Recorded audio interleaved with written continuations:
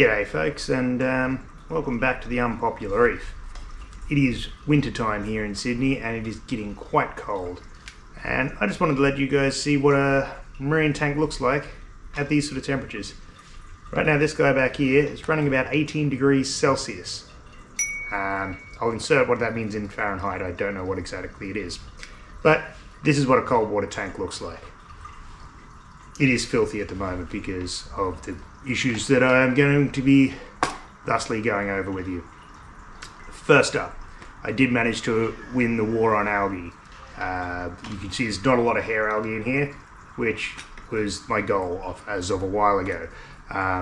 As a result, I've had to move on my urchin, Bloody Poop, who did an excellent job eating all my hair algae, but then immediately turned on to my other macroalgae that I'm trying to propagate in here. So too efficient at his job, so he's been moved on. The current issue that I'm dealing with now is still massively high phosphates. I've been using this stuff to knock it down and this stuff to keep it down, with limited success. But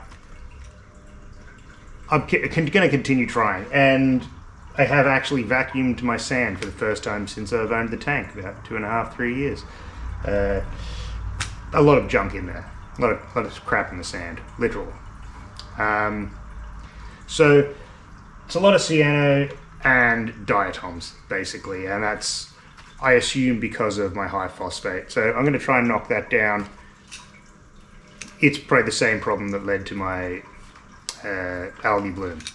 But anyway, what I wanted to concentrate on was some of the successes I've had in this tank since inception. The first one is my green anemone, who is just under that rock there. He's absolutely huge. I hadn't seen it in a while because the algae was basically covered him up and obscured him, but it's massive. And I think that's because a lot of the flow sort of sends a lot of the uneaten food down into that tunnel there. And yeah, so it's just very, very well fed, completely incidentally, not by me, so that's all right. I have a snail that wears an anemone as a hat, which I think is excellent, and I can just watch him slowly crawling around the tank with a little Waratah anemone on the top of him. It looks brilliant, funny as hell, I love it. My macros are coming back, mostly this guy here. I've got this purple stuff growing.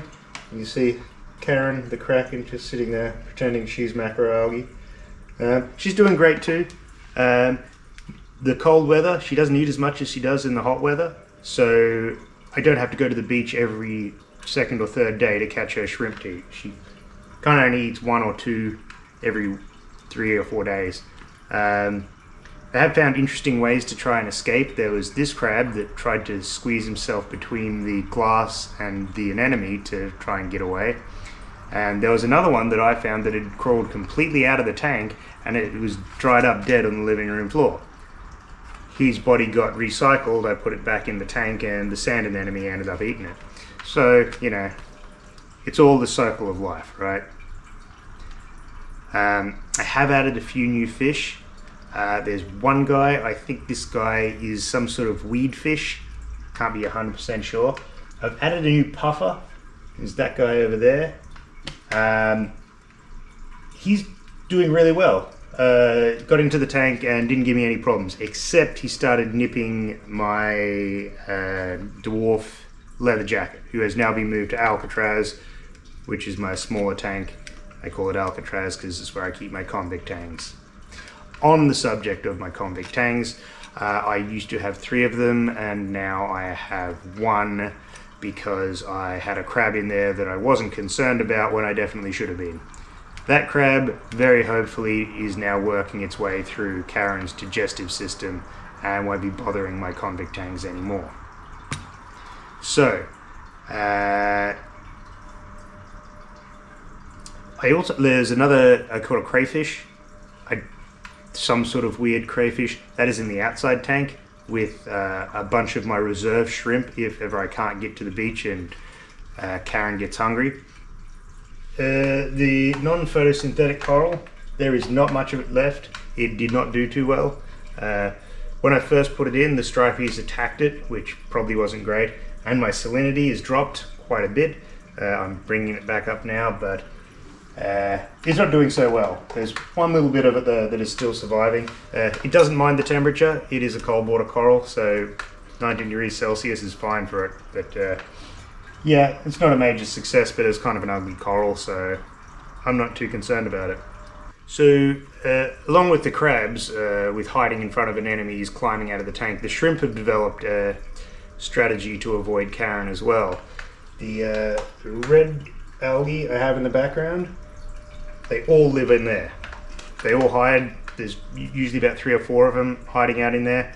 Not too successfully, because Karen will get in there and get them eventually. There's only about 3 or 4 in there at the moment. So I will have to go for another trip down to the beach pretty soon. Another big success that I'm pretty happy with is Chonk. You probably can't make him out at the back there, but he's absolutely massive now. Doesn't really come out when I feed the fish. I think at night time he just comes up and picks off some of the little herring. I don't know if you'd call that a success, that I have a pretty successful mullet and herring school. They were supposed to be food, just no one wants to eat them. Except maybe Chonk does. I don't count the herring on a daily basis, so I'm not sure whether I'm losing them or not. Okay. We may be up to date. Just checking checks notes. I'll just leave with, just for those that are interested, all these fish I caught locally, and that's why they can survive in the colder weather. But they can handle water down to 19 degrees Celsius. Probably the same species caught in a warmer climate wouldn't handle it quite so well. But I'll go through what I have. So I've got 10 Sergeant Majors, give or take. I don't know. That's 8 times the stripies. I've probably got about a dozen mullet and a dozen herring. I've got 5 of the maddos. I have 3 Fortescues that are pretty cool. They're getting kind of big now. I have 1 girdled scaly fin. I have whatever this guy is, don't know. I have a smooth toadfish, and I have a weeping Toado. I don't know how to pronounce that, but that's what my guide to Australian sea fishes says it is. My dwarf leather jacket is in my small tank at the moment, and they all don't seem to care how cold it gets. Now, I know last year when it came into winter, I actually was dealing with a cyano problem back then, but coming into winter, the tank got really cold and the cyano went away. I figured it was the cold weather keeping it away. However, it seems that the cold weather has brought on the cyano this time around, so maybe I'll have to come up with a new theory. Right now, it's just trying to keep my phosphate as low as I can, and hopefully I can get it back down to close to 0. Not too low, because I need it for my my algae. But that's about all for this update. Stay tuned if you want to see any more, and if you don't, well, go watch something else.